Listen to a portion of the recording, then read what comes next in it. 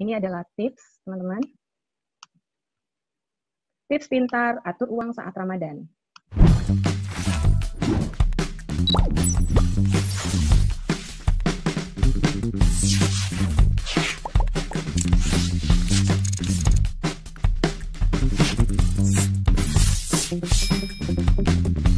Oke. Nah, ini teman-teman. Nabi Muhammad aja melakukan persiapan sebelum Ramadan itu 6-7 bulan sebelum datangnya bulan Ramadan. Kalau kita mungkin nggak bisa seperti dia, mungkin kita bisa melakukan persiapan minimal 1 bulan sebelum datangnya bulan Ramadan. Apa aja yang mesti disiapkan? Pertama yang harus disiapkan adalah misalnya dari sisi logistik atau membeli barang-barang kebutuhan harian di awal waktu. Ini bukan berarti panik buying ya, tapi kita menyiapkan terlebih dahulu untuk supaya kita bisa lebih fokus untuk beribadah seperti itu. Jadi siapin aja kebutuhan-kebutuhan yang memang sebulan ke depan akan diperlukan. Misalnya beli bahan-bahan makanan yang memang bisa disimpan sebulan ke depan. Misalnya apa? Misalnya yang kering-kering tuh kayak misalnya gula atau tembakau untuk masak, ya kan? Kemudian sabun, sampo dan lain sebagainya itu belanja sekalian aja untuk sebulan ke depan. Tujuannya supaya nggak terlalu boros nih. Sekarang tipsnya yang saya sudah bagi menjadi 4 adalah pertama teman-teman. Pertama adalah teman-teman harap pahami bahwa dana darurat itu adalah sangat-sangat penting di saat ini, di bulan Ramadan ini dan di kondisi pandemi seperti ini. Penting banget, apalagi kondisi di saat ini. Jadi, gimana cara kita supaya bisa lebih pintar atur uang lagi, khususnya di bulan Ramadan ini? Yang pertama adalah yang mesti disiapkan dana darurat. Seandainya memang belum ada, pelan-pelan disusun atau dipersiapkan dari yang tadi alokasi yang tadi tuh, yang tadi saya sudah formulasikan 10% dari total penghasilan teman-teman. Ditabung, sedikit-sedikit diposkan ke misalnya rekening dana darurat yang memang terpisah gitu ya. Kondisinya untuk nanti menutupi itu yang seandainya penghasilannya berkurang atau seandainya terjadi kondisi emergensi yang lebih parah lagi dari yang seperti ini kan, itu dana darurat sangat-sangat menjadi pegangan kita supaya kita bisa keuangannya bisa lebih tertata. Jangan sampai kita nggak punya dana darurat kemudian kita terpaksa untuk berhutang. Jangan sampai juga kita nggak punya dana darurat kita terpaksa untuk mencairkan investasi yang memang belum returnnya atau imbal hasilnya belum tinggi gitu ya. Jadi kan itu sangat-sangat sayang sekali teman-teman. Terus kemudian yang kedua adalah membuat skala prioritas teman-teman.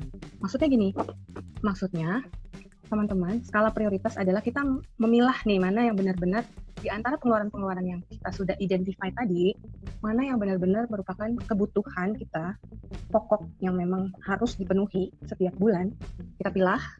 Terus kemudian selain itu dikelompokkan lagi selain kebutuhan, kewajiban. Kewajiban misalnya cicilan-cicilan. Jadi skala prioritas adalah menempatkan misalnya kebutuhan pokok di nomor 1, di pertama banget. Terus kemudian cicilan-cicilan, setelah itu baru kita memenuhi yang namanya cicilan-cicilan. Baru prioritas yang terakhir adalah yang sifatnya hanya sekedar ingin aja atau nggak terlalu penting. Jadi kalau misalnya kita bisa detailkan lagi adalah nanti kita buat seperti kolom gitu ya. Ini penting banget kolomnya ini. Terus kemudian yang di bawahnya nggak terlalu penting. Jadi kita bisa memilah mana yang didahulukan. Sehingga tujuannya jika kita sudah tahu skala prioritas, kita sudah bisa lebih fokus ke pengeluaran mana yang harus didahulukan gitu loh. Jangan sampai nanti malah nggak terfokus ke kebutuhan, malah nanti jatuhnya ke keinginan lebih banyak. Jadi ujung-ujungnya adalah cash flow-nya jadi defisit seperti itu. Nah, yang ketiga adalah teman-teman melakukan kompensasi silang. Maksudnya gini, kan tadi kita sudah bisa melacak tuh ya dari kita udah mencatat, mengidentifikasi apa aja pemasukan, apa aja pengeluaran, kita sudah bisa menilik tuh ya, sudah bisa melihat. Ini sebenarnya ada beberapa pos yang memang berkurang atau yang memang tidak terpakai. Nah ini pos uang yang tidak terpakai ini harus dikemanain. Nah itu yang namanya kompensasi silang teman-teman. Pos yang ada budget yang memang nggak terpakai itu bisa menutupi kebutuhan atau menutupi pos yang memang membengkak saat ini. Jadi contohnya gini, di bulan ini misalnya pos untuk transportasi, untuk beli bensin, untuk bayar tol gitu ya, parkir itu kan nggak kepake nih Mbak, ini nggak kepake. Jadi ya udah yang pos yang nggak kepake kompensasiin aja ke pos yang memang saat ini lagi benar-benar membutuhkan extra budget. Misalnya pos untuk kebutuhan suplemen, vitamin, atau mungkin pos untuk bayar paket data seperti itu ya. Nah, itu namanya kompensasi silang. Teman-teman bisa lakukan itu kok. Dengan cara yang tadi memilah-milah, mengidentifikasi pengeluaran-pengeluaran dengan mengelompokkannya berdasarkan kebutuhan, kewajiban, dan keinginan. Gitu ya.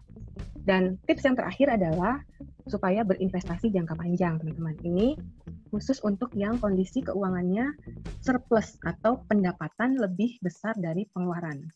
Nah, investasi jangka panjang saat ini yang memang bisa dilakukan itu banyak sekali pilihannya. Mulai dari reksadana, mulai dari logam mulia yang bisa dicicil secara sedikit-sedikit gitu ya, bahkan nggak sampai 1 juta, bahkan ratusan ribu pun sudah bisa kita mencicilnya. Atau mungkin saham misalnya, teman-teman yang udah punya rekening mungkin bisa melakukan itu, obligasi atau apapun deh. Intinya adalah kita berpikir ke depan gitu loh. Kita berpikir untuk saving for the future seperti itu. Jadi kita mendisiplinkan diri untuk memang mengalokasikan 10% dari penghasilan untuk investasi jangka panjang. Tapi ingat, untuk berinvestasi ini teman-teman saya ingatkan supaya lebih cermat lagi, jangan sampai tertipu ya, karena saat ini banyak sekali nih tipuan-tipuan atau investasi bodong yang marak karena mungkin satu, kondisi perekonomian memang lagi nggak bagus, terus kemudian banyak juga orang yang membutuhkan penghasilan, tapi ada beberapa yang memang mungkin dia mencapainya dengan cara-cara yang nggak wajar itu. Jadi saya tekankan sih supaya teman-teman lebih hati-hati dalam memilih jenis investasi. Pilih jenis investasi yang memang sudah dimengerti, sudah dikenal, dan sudah aman. Sebenarnya kondisi seperti ini bisa terjadi kapan aja. Yang terpenting adalah bukan seberapa besar pendapatannya, yang menjadi penting adalah gimana cara kita ngelolanya.